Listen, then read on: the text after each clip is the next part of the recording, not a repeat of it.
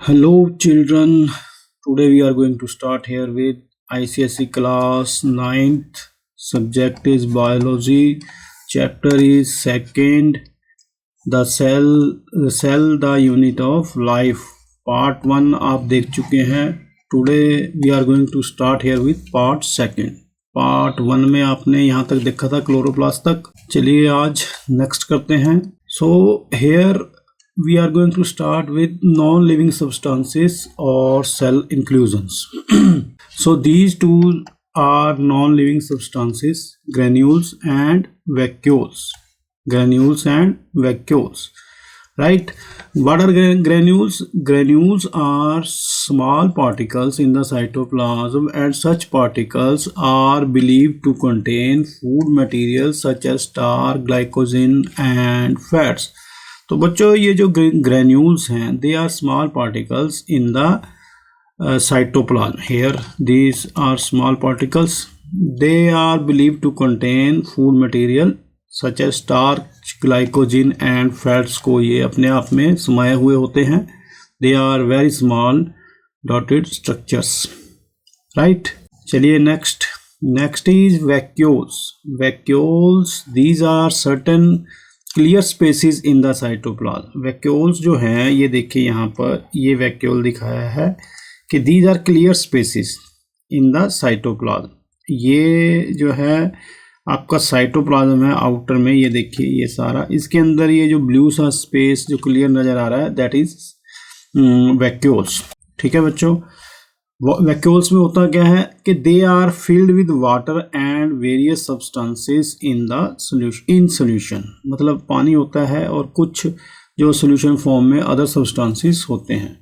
जो plant cells हैं the vacuoles, इसमें प्लांट सेल्स में जो वैक्यूल जो है बड़े होते हैं and the liquid which they contain is cell sap. तो इसके अंदर जो लिक्विड होगा यहाँ पर उसे हम बोलेंगे सेल सैप. ठीक है. एनिमल सेल में जो है इतने ज़्यादा प्रोमिनेंट वैक्यूल्स नहीं होते, और जो वैक्यूल्स होते भी हैं they are smaller in size. मतलब इतने ज़्यादा क्लियर नहीं होंगे, वो छोटे होंगे. ये एनिमल प्लांट सेल में हमेशा बड़े होते. तो ये हो गए बच्चों नॉन लिविंग सब्सटेंसेस और cell inclusions. Let's move forward. Then is nucleus. Nucleus, as we already know, nucleus is the most prominent part of the cell. Why? Because it regulates and coordinates various life processes of the cell. True. It plays an important part in cell division.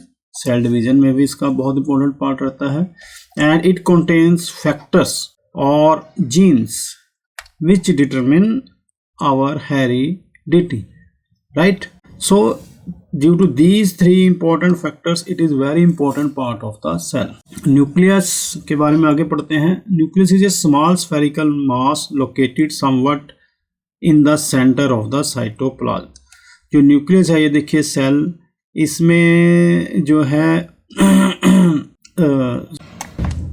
बच्चों ये nucleus का structure है. ये nucleus जो है centre में होता है साइटोप्लाज्म के, जो सेल का साइटोप्लाज्म है. तो इसमें देखिए it has a delicate nuclear membrane which is filled with relatively dense nucleoplasm. Right. तो ये सारा जो हो गया न्यूक्लियोप्लाज्म हो गया इसके अंदर, और इसकी जो डेलिकेट मेम्ब्रेन है that is called nuclear membrane, outer membrane, which is filled with relatively dense nucleoplasm.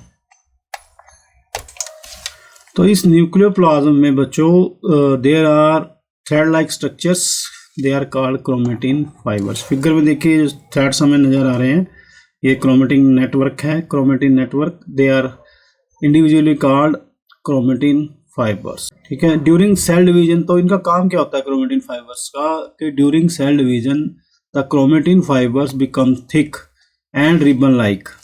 ठीक है. तो जब ये थिक हो जाती हैं ये फाइबर्स क्या बन जाती हैं, then they are called chromosomes. ठीक है. Right. They are called chromosomes. ये देखिए यहाँ पर इस फिगर में दिखाया गया है क्रोमोसोम्स. ये थिन थी यहाँ पर, ये थोड़ी थिक हो गई है. ठीक है. Cells in which nuclear membrane is absent are called prokaryotic cells. ऐसी सेल्स जिनमें न्यूक्लियर मेम्ब्रेन नहीं होती, they are called prokaryotic cells. अब इस प्रोकैरियोटिक का मतलब क्या है? प्रो मतलब प्रिमिटिव और कैरियन मतलब न्यूक्लियस, ठीक है। न्यूक्लियर मेम्ब्रेन एब्सेंट होगी इनमें। They have prokaryotic cells have nuclear material called chromatin fibers which occur freely in the central region of the cytoplasm. It is here called nucleoid. तो central region में इसे हम क्या बोलते हैं? न्यूक्लियोइड, ठीक है। चलिए आगे। फॉर एग्जांपल इन बैक्टीरिया, अब यहाँ पर आपने ये याद रखना है एग्जांपल बैक्टीरिया का। उसके बाद cells in which double nuclear membrane is present, जहाँ पर डबल न्यूक्लियर मेम्ब्रेन प्रेजेंट होगी उन सेल्स को हम क्या कहेंगे? Eukaryotic cells. Eu means true, karyon means nucleus. इसमें ट्रू न्यूक्लियस होगा, ठीक है। तो अब इसमें कौन से आ जाएंगे? बैक्टीरिया को छोड़कर ऑल ऑर्गेनिजम्स इसके अंदर आ जाते हैं, ठीक है जी। चलिए, तो इस फिगर में हमने ये देखा कि ये पार्ट जो फिगर ए है, it is a structure of nucleus, और बी है, बी में इसने क्रोमोसोम्स को दिखाया है और early stage of cell division showing 2 pairs of chromosome that have condensed from the chromatin network, ठीक है। 2 पेयर्स दिखाए गए हैं इनसाइड द न्यूक्लियस। ये न्यूक्लियस है, न्यूक्लियस के अंदर ये सारी क्रिया चल रही है। चलिए नेक्स्ट। उसके बाद बच्चों जो हर एक न्यूक्लियस में बच्चों कम से कम एक न्यूक्लियोलस मिलेगा। चलिए प्रीवियस डायग्राम में इसको देखते हैं। ये देखिए यहाँ पर कि ये एक न्यूक्लियोलस हमें नज़र आ रहा है इस न्यूक्लियस के अंदर। तो कहीं कहीं जगह पर आपको एक से ज़्यादा भी न्यूक्लियोलस नज़र आएगा। तो number of nuclei in a cell is fixed, ये नंबर फिक्स्ड होता है। The nucleolus participate in the protein synthesis of ribosomes, इसको ध्यान में रखिए, it is very important. The nucleolus participates in protein synthesis of ribosomes, ठीक है। तो आगे जो क्रोमोसोम्स हैं, their number is definite in each species. Every human body cells has 46 chromosomes, that means 23 pairs. They exist in pairs, right? Chromosomes number of some other common animals and plants, ये जो दिए हैं इनमें से आपने mainly humans का याद रख लेना है कि 46 होते हैं। बाकी इन कोई और करना चाहो याद तो इनमें से यहाँ पे याद कर सकते हो। गार्डन पी का रख लीजिए, इसमें 14 होते हैं। एस्कैरिस राउंड वॉर्म में 2 होते हैं। डॉग में 78 होते हैं, ठीक है। क्रोमोसोम नंबर्स हैं ये, पेयर्स नहीं, नंबर्स, ठीक है। जैसे ह्यूमंस में 46 हो गए तो इसके पेयर्स कितने बने? 46 divided by 2 equal to 23 pairs.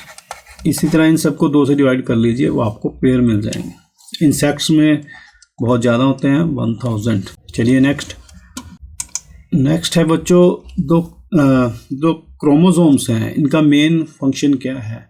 इनका मेन फंक्शन ये है कि they carry the genetic characters from the parents to the offspring, ठीक है, through the union of egg of female and sperm of the male, ठीक है। तो ये कैरेक्टर्स जो है मेनली लेकर जाते हैं पेरेंट्स से आगे बच्चों में, ठीक है।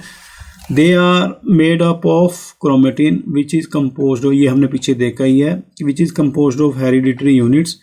जो इन हेरिडिटरी यूनिट्स को हम क्या बोल देंगे? They are called genes. तो देखो जीन्स कितने इंपॉर्टेंट हैं। These genes are made up of complex chemical substance that is DNA. DNA की फुल फॉर्म याद रखनी है, डीऑक्सीराइबोन्यूक्लिक एसिड, ठीक है। तो in these genes not the number of chromosomes that determine the characters of a species, it is the genes, मतलब जो jeans हैं they decide the characteristics of a species, के फलां स्पीशीज के क्या कैरेक्टर्स होंगे ये जीन्स डिसाइड करते हैं, ना के नंबर ऑफ क्रोमोसोम, ठीक है। तो इसमें एक एग्जांपल दिया है इन्होंने कि lion, tiger and house cat all have 38 chromosomes. तीनों में 38 क्रोमोसोम होते हैं तीनों स्पीशीज में, but they look different due to different genes located in their chromosomes, क्योंकि उनके कैरेक्टर्स अलग अलग हैं, जीन्स अलग अलग हैं, that's why they look different. कौन कौन? Lion, tiger and house cat. ठीक है, तो ये जो इन्होंने टेबल 2.1 दिया था पीछे, तो मेरे ख्याल टेबल 2.1 ही था ये, हाँ, तो इसको देख के आप इसको रिवाइज कर सकते हैं। तो यहाँ पर एक ब्रेन बूस्टर निकला है कि DNA, what is DNA fingerprinting, कि lots of regions in between genes are just non functional. Genes में बहुत सारे जो रीजन्स हैं वो नॉन फंक्शनल है। सच एरिया मतलब about 99% of total DNA show tremendous variations from person to person and help in identification of an individual by what is popularly known as DNA fingerprinting. So like fingerprints, the DNA patterns help in ascertaining the identity of a person. इससे हम किसी भी person की identity जो है जान सकते हैं डीएनए फिंगरप्रिंटिंग से। ठीक है, तो उसकी जो है हम पेरेंटेज, उसके पेरेंट्स के बारे में भी जांच कर सकते हैं। खासकर क्राइम्स वगैरह में ये काफ़ी काम आती है, क्राइम्स होते हैं तो उनको डिटेक्ट करने में।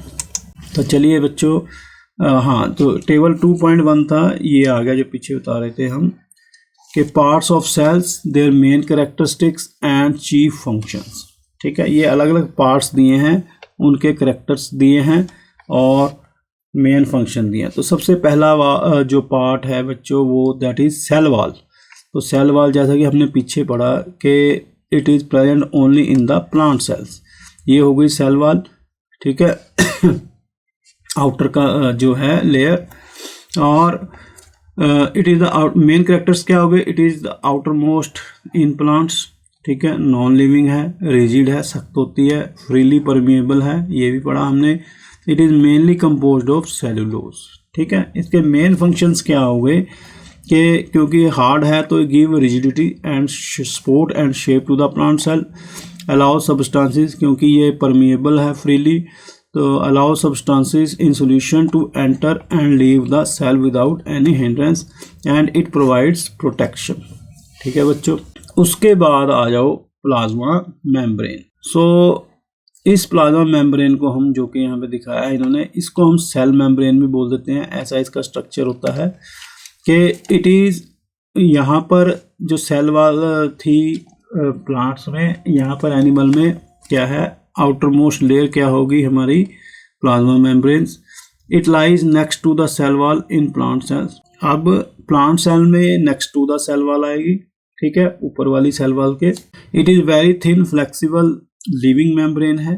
ठीक है, ये क्या थी, नॉन लिविंग थी ऊपर सेल वॉल, और इट हैज़ स्मॉल पोर्स, ये दिखाए हैं यहाँ पे इसका structure. It is semi permeable and made up of lipoprotein. ये किससे बनी थी सेल वॉल, सेलुलोज से, और प्लाज्मा मेम्ब्रेन किससे बनेगी जी, lipid and proteins, that is lipoproteins. So separates contents, इसका मेन फंक्शन क्या है कि it separates contents of cell from its surroundings, number 1, and it regulates the entry of certain solutes and ions and it maintains the shape of cell in animal cells. ठीक है बच्चों, चलिए next, number 3 is cytoplasm. Third organelle is cytoplasm. This is its structure. So जो all parts जो हैं plasma membrane में together inside the plasma membrane excluding nucleus को छोड़कर, दिस इज साइटोप्लाज्म।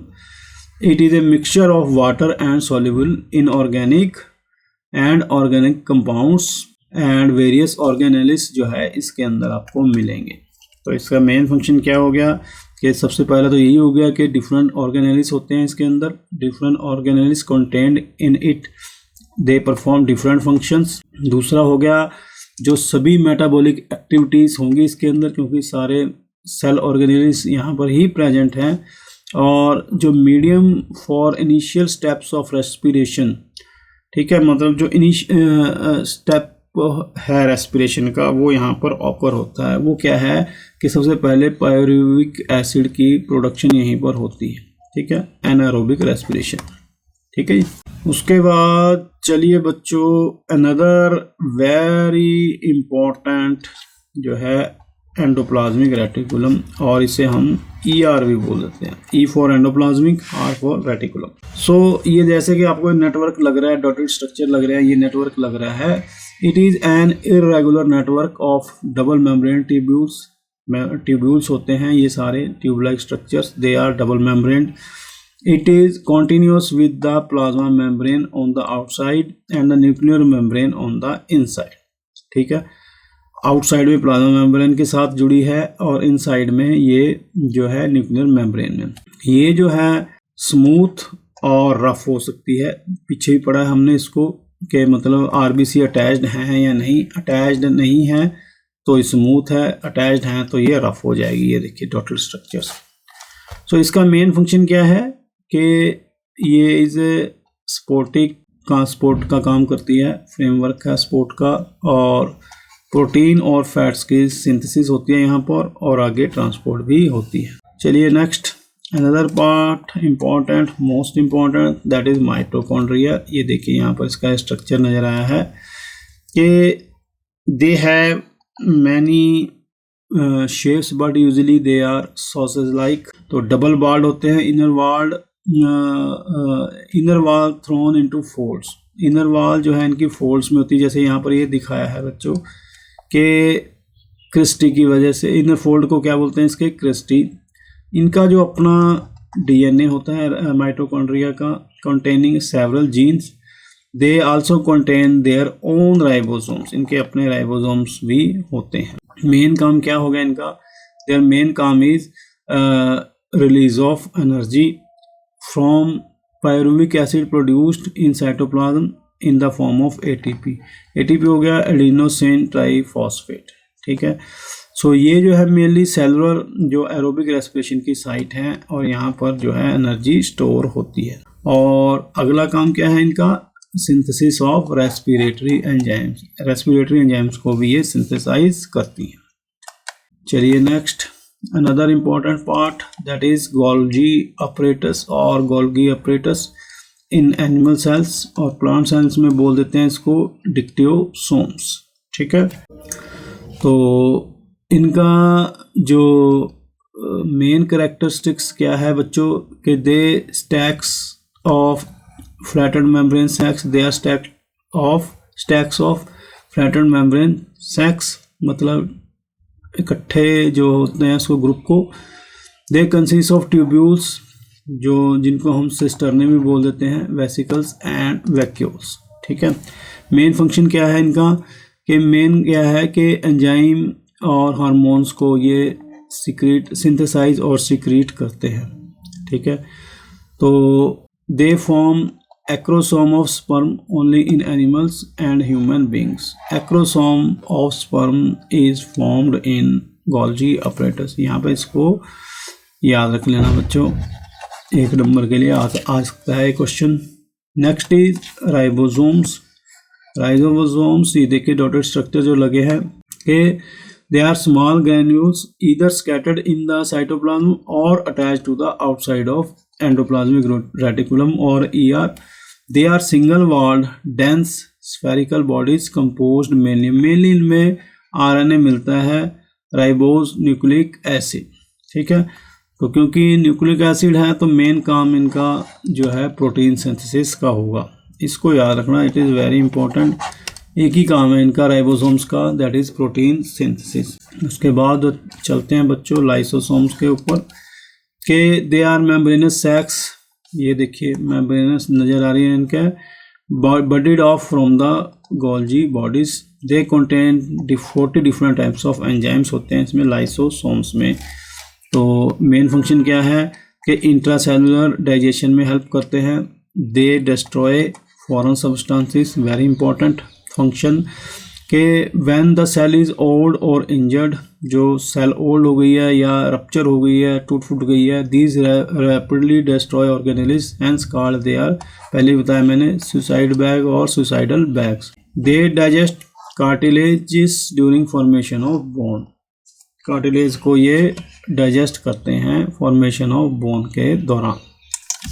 अगला है बच्चों centrosome. They are found only in the animal cells. It is a region surrounding the centrioles, ठीक है, ये देखिए यहाँ पर सेंट्रोसोम दिखाया गया है, region surrounding the centrioles located near nucleus, ठीक है, दे कंटेन्स 1 और 2 सेंट्रियोल्स, ठीक है, ये देखिए 1 या 2 सेंट्रियोल होंगे। Centrioles are surrounded by radiating microtubules to form a star, या एस्टर की तरह इनकी नजर आएगी शक्ल ड्यूरिंग द सेल डिवीजन, ठीक है। तो इनका मेन फंक्शन क्या है कि they initiates and regulate cell division, cell division main function है इनका, and they form spindle fibres with the help of asters. यहाँ पर इसको याद रखिएगा, ये इंपॉर्टेंट चीज़ है। स्पिंडल फाइबर्स कहाँ पर फॉर्म होती है? सेंट्रोसोम में with the help of asters. Next क्या है बच्चों? Next is plastids.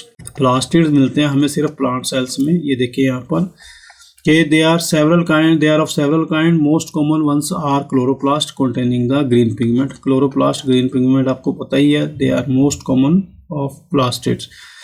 They are double membrane proteinaceous हैं, matrix and they contain DNA। They are disc like, जैसे यहाँ पर ये डिस्क लाइक स्ट्रक्चर है, called thylakoids. They contain, it contains the chlorophyll. So जो ये इसमें प्लास्टिड्स में जो एक आ जाता है क्रोमोप्लास्ट, के इसका काम क्या है कि दे आर, जैसा कि मैंने बताया कि दे आर डिफरेंट टाइप्स, जैसे क्रोमोप्लास्ट, क्लोरोप्लास्ट, ल्यूकोप्लास्ट, ठीक है। सबसे पहले आ जाता है chromoplast. It they impart colour to the flowers and fruits, तब इसको बोलते हैं ज़ैंथोफिल। ज़ैंथोफिल हो गया येलो, कैरोटीन हो गया ऑरेंज, रेड भी हो सकता है, with the help of pollination of the flower and dispersal of seeds. जो क्लोरोप्लास्ट, ये हमें पता ही है कि they are green, they trap solar energy, help in photosynthesis and they contain pigment chlorophyll. Leucoplast, जो इनका मेन काम हो गया, दे स्टोर स्टार्च। तो बच्चों अगला इंपॉर्टेंट ऑर्गेनेली हो गया nucleus. Nucleus is the largest organelle, ये हमने आपको बताया ही था पीछे, न्यूक्लियस के बारे में काफ़ी डिस्कस हुआ।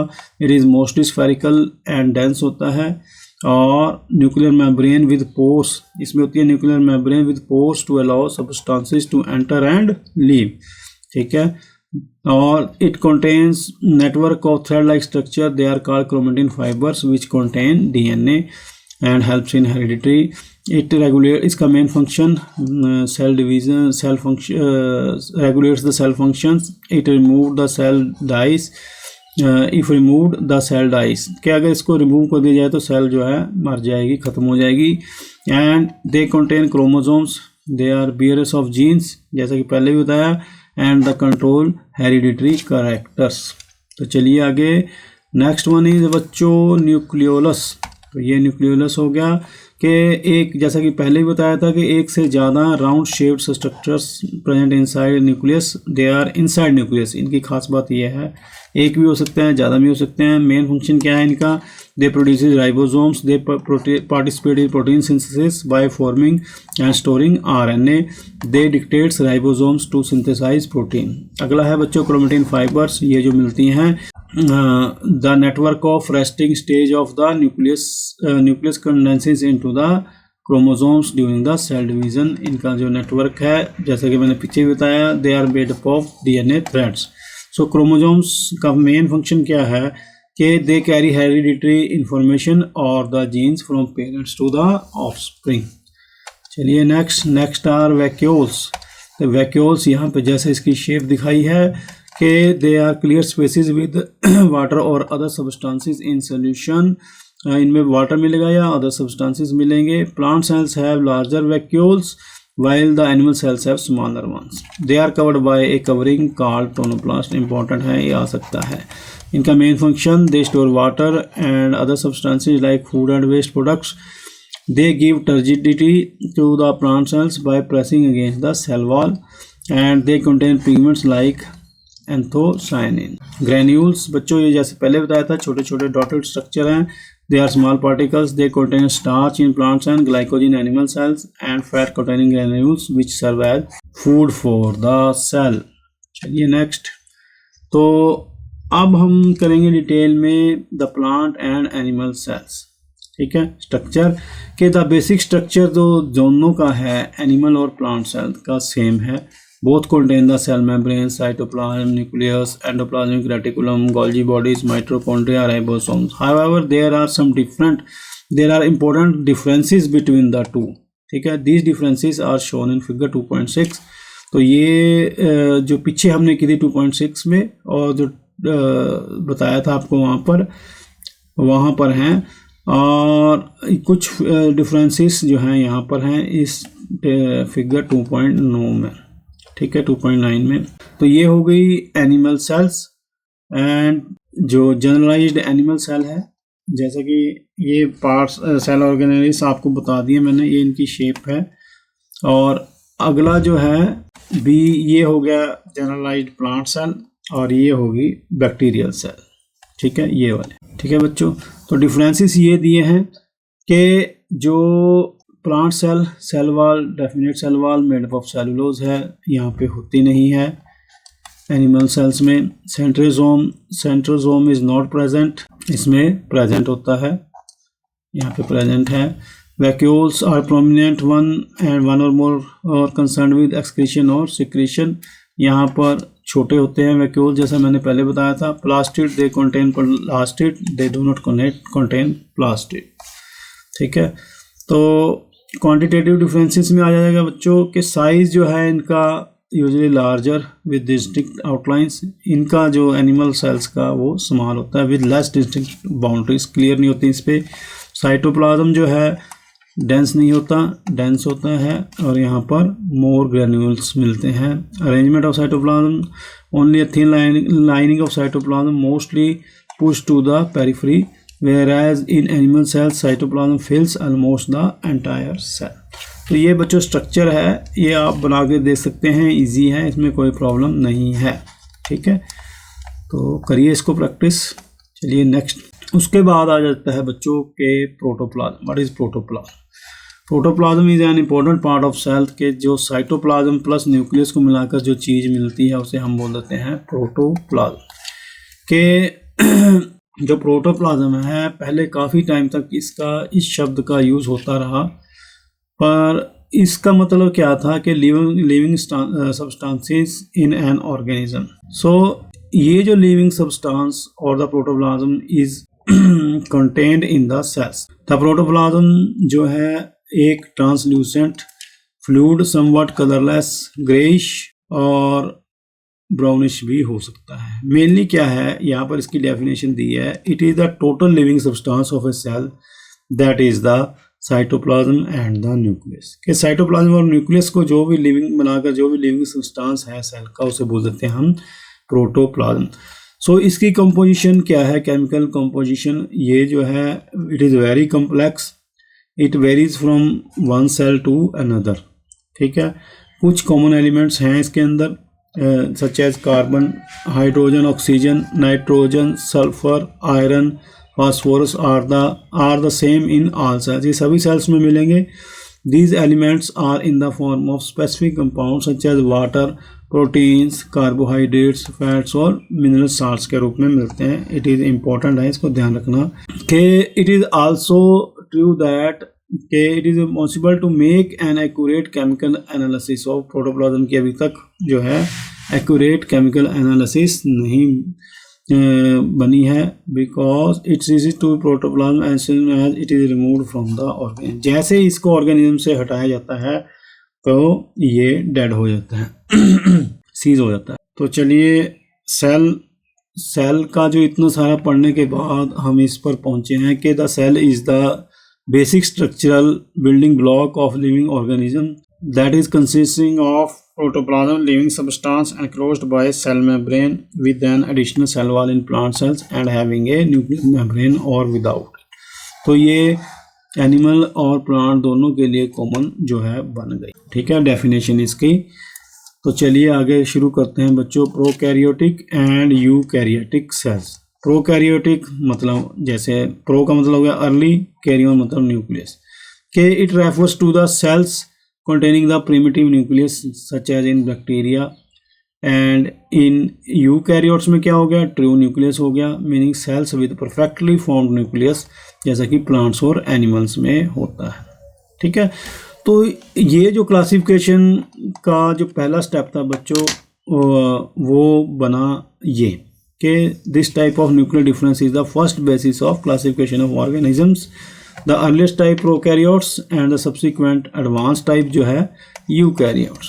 जो पहले वाले थे उनको प्रोकैरियोट्स कहा गया, जब उसमें एडवांसमेंट होगी तो दे बन गए यूकैरियोट्स। तो यहाँ पर प्रोकैरियोट्स और यूकैरियोट्स में डिफरेंस दिए हैं।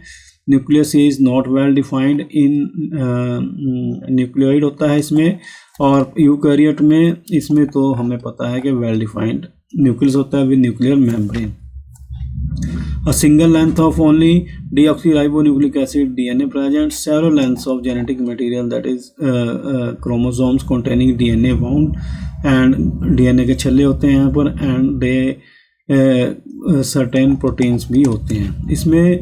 they contain smaller ribosomes, यहाँ पे ribosomes larger होंगे। No other cell organelles is present in prokaryotes, several organelles like mitochondria, endoplasmic reticulum, chloroplast ये प्रेजेंट होते हैं। एग्जाम्पल हो गए इसके unicellular bacteria, blue green algae, cyanobacteria, यहाँ पर हो गए Euglena, amoeba and all plants and animal. ठीक है, तो बच्चों यहाँ पर कुछ आपका प्रोग्रेस चार्ट है, इसमें जो हम करके आए हैं वो वही क्वेश्चन है। ये 5 क्वेश्चन, 5वां यहाँ पर दिया है, इनको आपने करना है। अगर नहीं समझ में आता तो आप मुझसे पूछ सकते, ठीक है, कमेंट सेक्शन में जाकर। चलिए नेक्स्ट।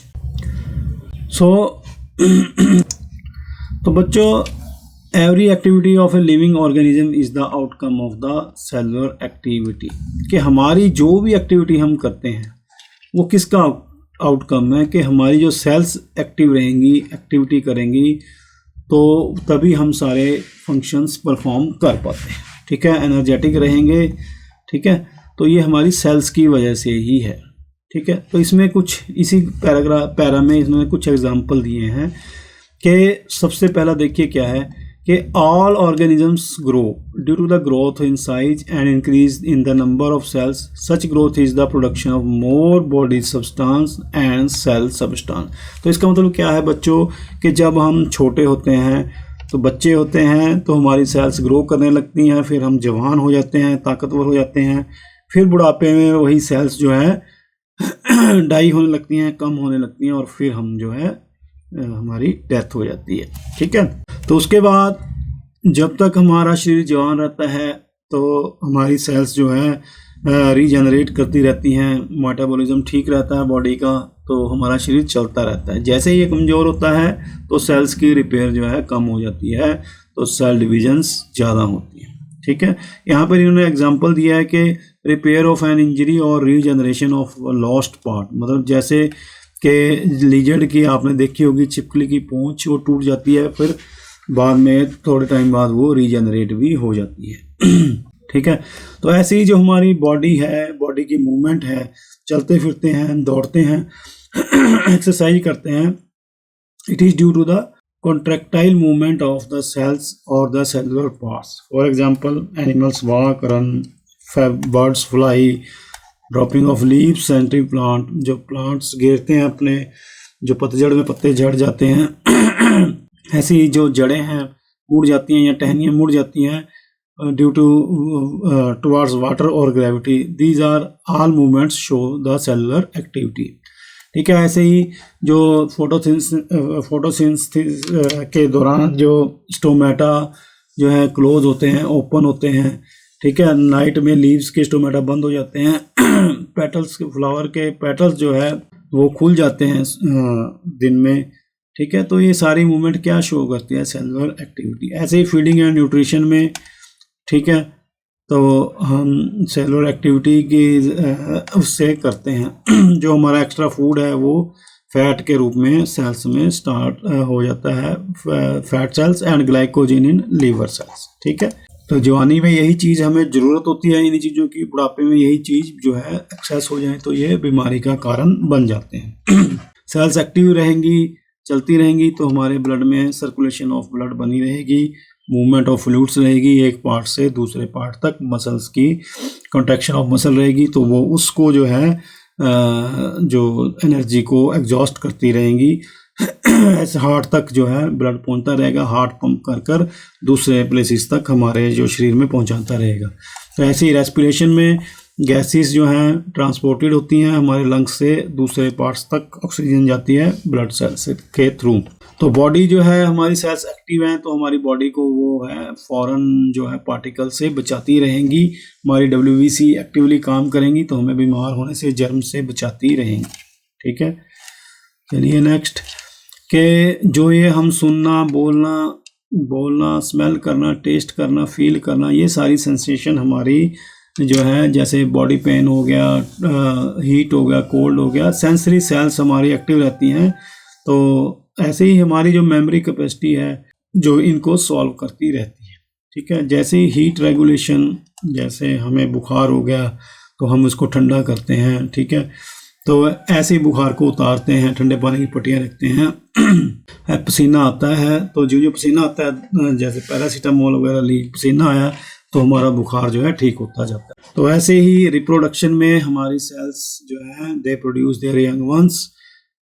एनिमल्स में बेबीज होता है हमारे में, एनिमल्स में। ठीक है, और प्लांट्स में जो पानी की एब्जॉर्प्शन होती है from roots to the stem, जो सारी सेल्स के थ्रू होती है, रूट सेल्स के थ्रू। लाइट जो है जो फोटोसिंथेसिस में ट्रैप होती है और for to produce food.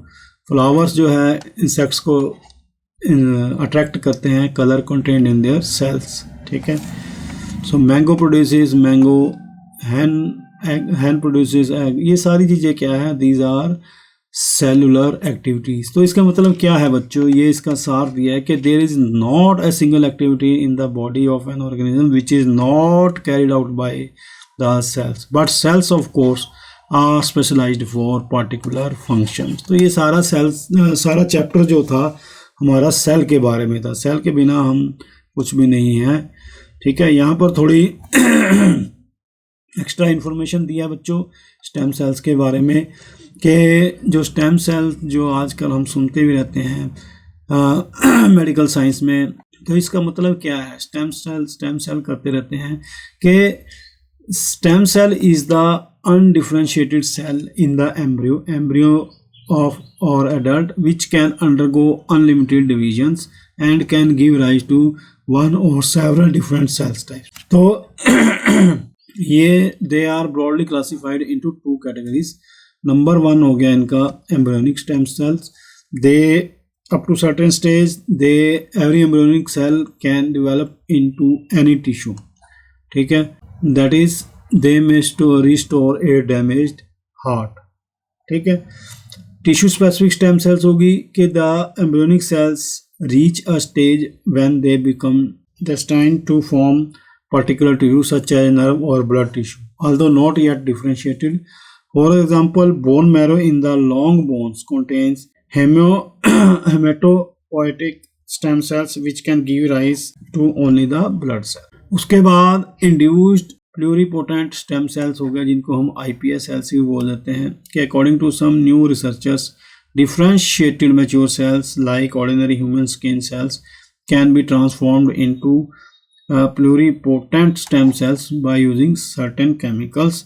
Type 1 diabetes जो बर्थ से हो जाती है बच्चों को, it can be corrected by regenerating pancreatic beta cells of islets of Langerhans by the iPS technique. इस टेक्निक से बीटा सेल्स को जो है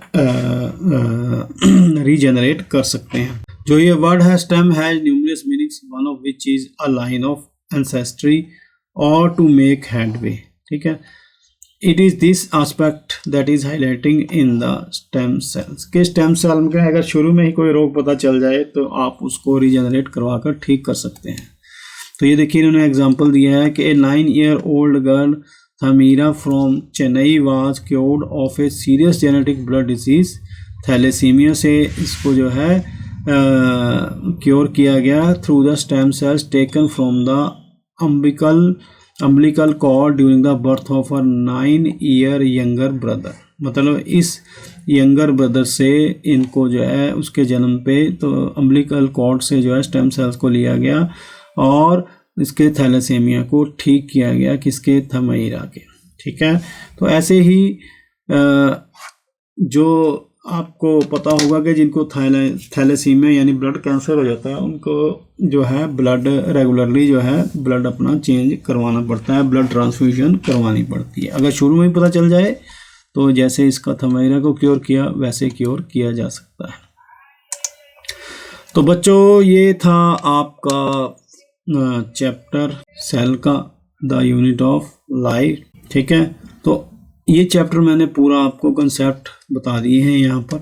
अगर आपको कोई क्लैरिफिकेशन चाहिए, इसके अंदर कुछ पूछना है, समझ ना आया हो, तो आप हमारे कमेंट सेक्शन में जाकर लिखिए। अगले वीडियो में हम जो है करेंगे इसकी बैक एक्सरसाइज की एक्सप्लेनेशन या डिकोडिंग भी करेंगे। तो तब तक आप ये जो इसके पार्ट 1 और पार्ट 2 के जो वीडियो डाले हैं मैंने, इनको पढ़िए, देखिए, आपको एक्सरसाइज करने में कोई प्रॉब्लम नहीं आएगी। ठीक है, और देखते रहें। Stay tuned and keep learning by Owl Academy of Education. Thanks for watching the video. Goodbye. Bye bye.